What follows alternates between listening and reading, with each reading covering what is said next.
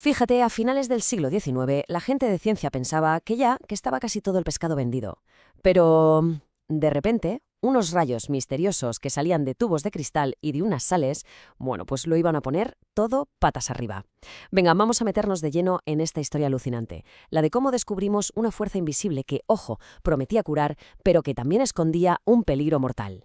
Y para empezar este viaje, ¿quién mejor que Marie Curie? Es que esta frase suya lo clava, ¿verdad? Captura a la perfección el espíritu de la época, una búsqueda de conocimientos sin miedo, de cambiar el «qué susto, no sé qué es esto» por el «vamos a entenderlo». Esa idea, esa es la que va a mover toda la historia que vamos a contar.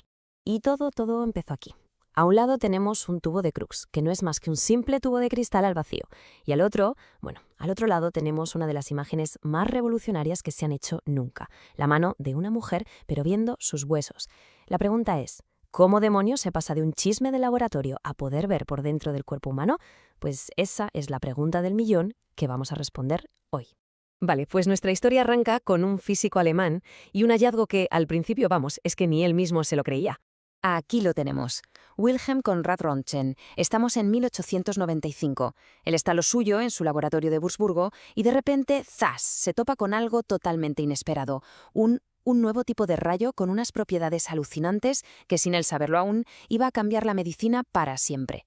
La cosa fue increíble, de verdad. Röntgen vio un brillo en una pantalla que tenía cerca, incluso con el tubo de rayos catódicos tapado del todo. Ahí se dio cuenta de que esos rayos atravesaban cosas que no eran transparentes. Y entonces, claro, llegó el momentazo. Le pidió a su mujer, Anna Bertha, que pusiera la mano y ¡pum!, capturó la primera radiografía de la historia. Como no tenía ni idea de qué narices eran, los llamó rayos X, la X de lo desconocido. Y por esto, claro, se llevó el primer premio Nobel de Física de la historia. Merecidísimo, Bavia. Claro, el descubrimiento de Röntgen provocó un auténtico revuelo en toda Europa. Todo el mundo a investigar. Y como pasa tantas veces en la ciencia, el siguiente gran avance pues llegó casi de casualidad. Ahora nos vamos a París, a conocer a Henri Becquerel. Él estaba investigando la fosforescencia. Ya se sabe, ese fenómeno por el que algunos minerales brillan después de darles el sol. Quería ver si además de brillar emitían rayos X. Y la imagen que estamos viendo es la prueba del delito, por así decirlo. Una placa fotográfica que se estropeó, que se veló, pero en total oscuridad. Ahí había algo más, una fuerza nueva. Y aquí, la suerte o el azar jugó un papel clave. Becquerel estaba convencido de que necesitaba sol, pero el cielo de París dijo que no. Así que, frustrado, guardó sus sales de uranio con unas placas fotográficas bien envueltas en papel negro, todo en un cajón. Pasaron los días y, por curiosidad, por si acaso, la reveló. Y sorpresa, la imagen estaba ahí, súper intensa. La conclusión era inevitable. El uranio emitía sus propios rayos, sin sol ni nada. Acababa de descubrir, sin quererlo, la radiactividad. Becquerel abrió la puerta, sí, pero quienes la tiraron abajo, fueron dos de las mentes más prodigiosas de la historia. Y con ellos empezó una revolución científica en toda regla. Y aquí entran en escena Marie y Pierre Curie. Esta foto es súper famosa, pero que no nos engañe, ¿eh? Esto que vemos es su laboratorio, que era poco más que un cobertizo. Y ahí, en ese sitio tan humilde, con una dedicación que roza lo sobrehumano, se pusieron a desentrañar el misterio de los rayos de Becquerel.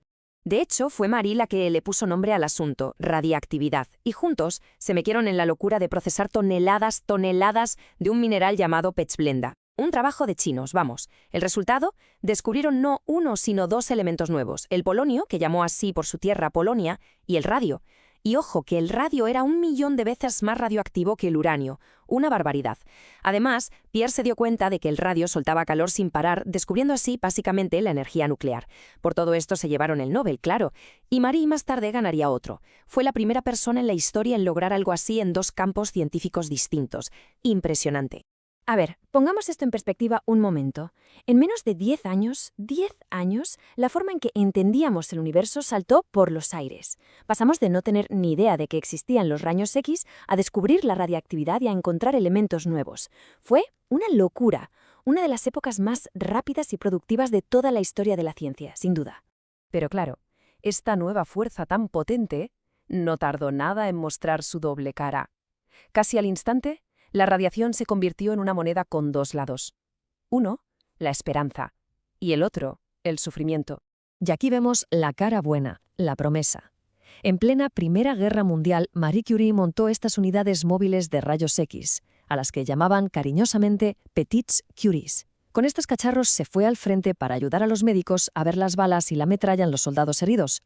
Salvó muchísimas vidas y demostró el potencial brutal que tenía su descubrimiento para la medicina. Y ahora, la cruz. El peligro. Lo que vemos es la mano de uno de esos pioneros, destrozada por la radiación. Es que al principio no tenían ni idea. Los médicos y los científicos se exponían a dosis brutales sin saberlo. La misma fuerza que les permitía ver dentro del cuerpo también los estaba destruyendo por fuera. Les causaba quemaduras, se les caía el pelo y con el tiempo, el cáncer. La dualidad era clarísima. Por un lado, tenías diagnósticos que eran ciencia ficción y los primerísimos tratamientos contra el cáncer.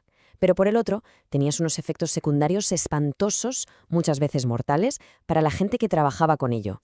Y aquí está la clave de todo. Se descubrieron los beneficios mucho más rápido de lo que se empezaron a entender los peligros. Y para ilustrar esta ignorancia tan peligrosa, no hay nada como la siguiente historia. Una que de verdad parece sacada de una peli de terror. La historia de un tónico milagroso que prometía poco menos que la eterna juventud. Esto que vemos es Raditor. En los años 20 se vendía sin receta como si fuera una bebida energética, un cúralo todo. Básicamente era agua con radio disuelto. Fue el producto estrella de una época de locura, de charlatanería radiactiva, en la que se le echaba radio a todo, a los cosméticos, al chocolate, hasta la pasta de dientes. El contexto, visto desde hoy, es que te pone los pelos de punta. La gente estaba fascinada con el radio y se usaba sin ningún tipo de control. El caso más trágico es el de las chicas del radio. Eran trabajadoras muy jóvenes que pintaban las esferas de los relojes para que brillasen en la oscuridad, y para que la punta del pincel estuviera bien fina, lo chupaban. Se estaban tragando pintura con radio. Muchas de ellas murieron jovencísimas, con unos cánceres terribles. Fueron las primeras víctimas de envenenamiento por radiación en el trabajo. 1.400. Quedémonos con esa cifra. 1.400. Es el número aproximado de botellas de Raditor que se bebió un solo hombre. Se llamaba Eben Bayes, un industrial americano con mucho dinero. Se bebió esas casi 1.400 botellas a lo largo de varios años. Su muerte fue espantosa. Sus mandíbulas literalmente se desintegraron. Fue un caso tan sonado, tan terrible, que por fin marcó el final de toda esa locura de la terapia con radio y obligó a los gobiernos a meter mano en el asunto. Pero bueno, al menos estas tragedias sirvieron para algo. Forzaron un cambio radical. Tantas muertes y lesiones obligaron a la comunidad científica a ponerse las pilas y organizarse. Empezaron a crear comités, a celebrar congresos, se establecieron las primeras medidas y normas de protección. Y de todo ese dolor, de esas lecciones aprendidas a las malas, nació una nueva ciencia, la biología de la radiación, que se dedica, precisamente, a estudiar cómo nos afecta la radiación a los seres vivos para poder protegernos. Al final, toda esta historia del descubrimiento de la radiación nos deja con una pregunta. Una pregunta que hoy, un siglo después, sigue siendo igual de importante, o más. Ahora que estamos explorando tecnologías potentísimas como la inteligencia artificial o la ingeniería genética, ¿cómo nos aseguramos de que no nos pase lo mismo? ¿Cómo hacemos para que nuestra comprensión de los peligros vaya a la misma velocidad que nuestra capacidad de inventar? Ahí queda la reflexión.